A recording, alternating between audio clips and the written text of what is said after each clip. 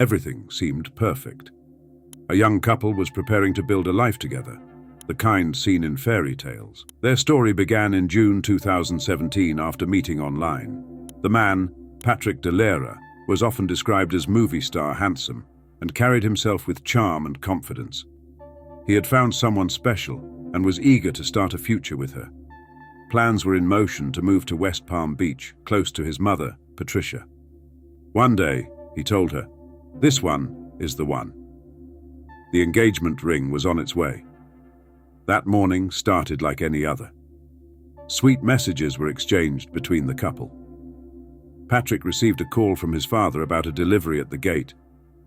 Thinking it was the ring, he went to get it, but then silence. The usual call never came. Something felt wrong. There had been threats before and fear began to rise. Instinct kicked in. Something terrible might have happened. As the worry turned into panic, the only thought was getting to him as fast as possible. On arrival, the quiet neighborhood was filled with dread. The gate had to be climbed to get inside. What waited beyond the door was beyond imagination. Multiple gunshots had been fired. Patrick had been struck several times. It was a targeted attack, not random. The style was cold, calculated, an ambush. The scene would forever be etched in memory. The house belonged to his father, but no one else was home. It was clear this was personal. Someone had planned every detail. What followed was devastation. Dreams were gone, a future erased. Back at the sheriff's office in Volusia County, what started as a slow Tuesday morning in 2018 shifted quickly. A fragmented 911 call from a neighbor alerted authorities to a shooting. Within minutes, deputies wearing body cameras arrived at the sprawling 9-acre compound outside Deltona. There was concern the shooter might still be nearby. Guns drawn, deputies entered the property. Detective Chad Weaver led the investigation. Overhead, news helicopters circled. Near the entrance, a young man in his 20s lay motionless, suffering multiple wounds from a high-powered rifle. Glass was shattered across the entryway, the door left wide open. Blood covered the area. 4 bullets had ended Patrick's life. At the scene stood his fiancée, shaken, pacing, and broken. Just 2 months earlier, Patrick had proposed to her right there. The memory of that moment, when he surprised her with a temporary engagement ring, clashed painfully with the horror now before her. The proposal had brought joy after years of heartbreak. Their love had been instant, a connection that felt meant to be. They worked in different cities. She in Orlando, Patrick with his father on construction projects in Deltona. But distance hadn't dimmed their bond. Patrick had even commissioned a custom engagement ring full of meaning. He was known for his warmth and love for children, with dreams of starting a family. His mother hoped for grandchildren. That dream, too, was stolen. On the night before everything changed, Patrick left a soft voicemail. It was filled with affection, a loving good night, and the promise of a new day. But that day never came. The final trigger was a phone call.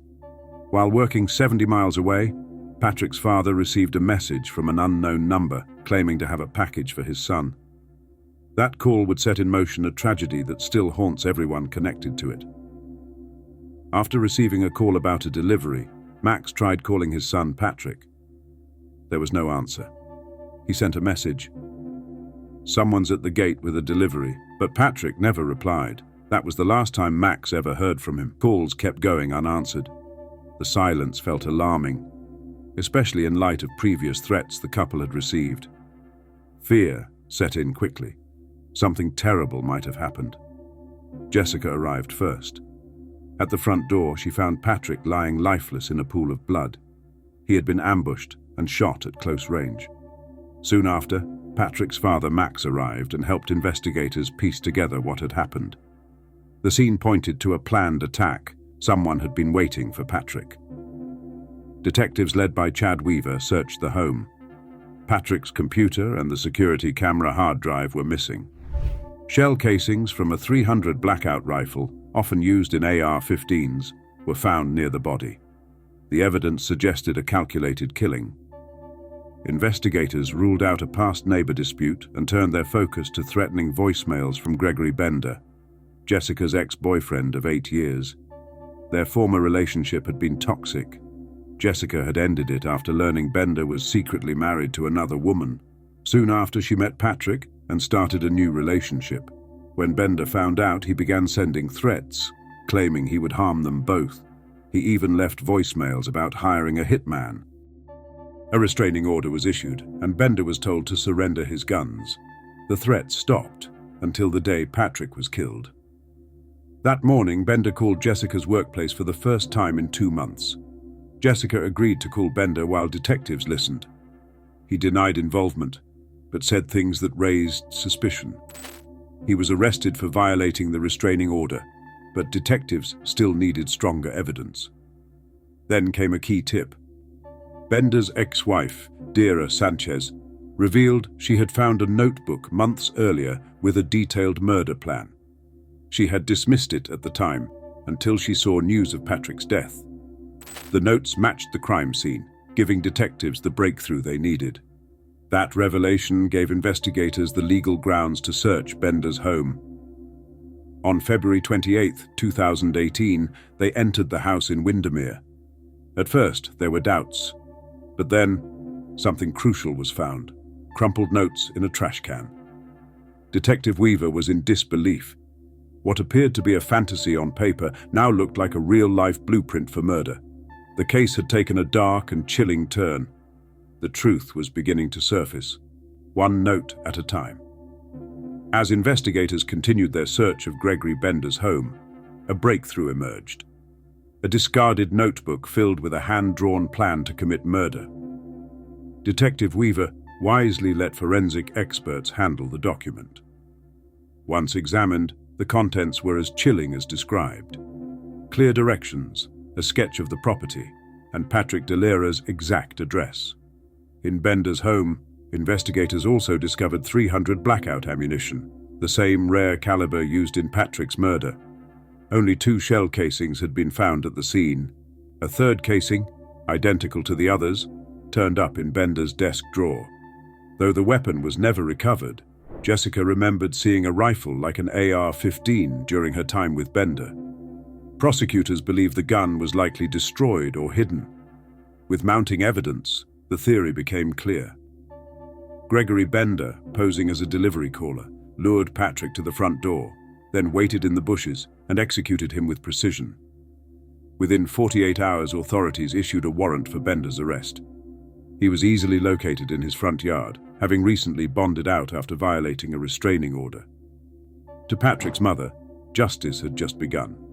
She refused to even say the suspect's name, calling him a psychopath driven by obsessive jealousy. Despite no eyewitnesses, no murder weapon, and no forensic traces, prosecutors moved forward. The case rested on strong circumstantial evidence. Defense attorneys planned a tough challenge. Undercover video, secretly filmed by a private investigator hired by Bender, showed Jessica meeting him after she had started dating Patrick. That video was later shown to Patrick by Bender, which led to a temporary breakup between the couple. Still, Jessica and Patrick reconciled. In court, prosecutors explained how Bender tried to destabilize their bond while publicly pretending to be supportive.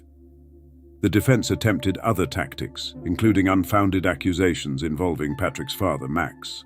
They implied he had both motive and opportunity, questioning his alibi.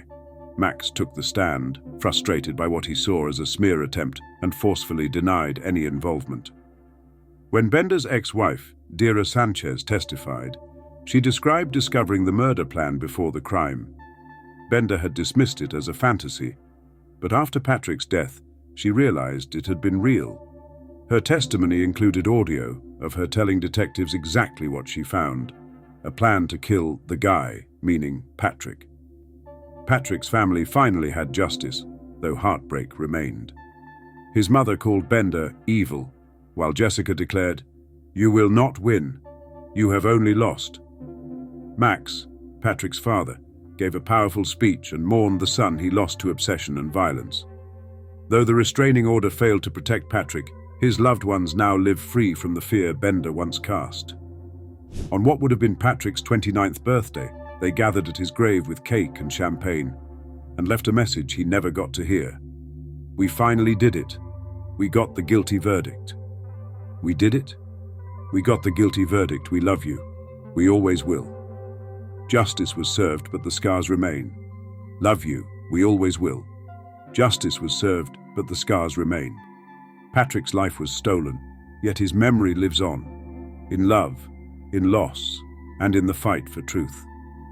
If stories like this move you, subscribe to our channel for more real-life crime stories, emotional journeys, and untold truths.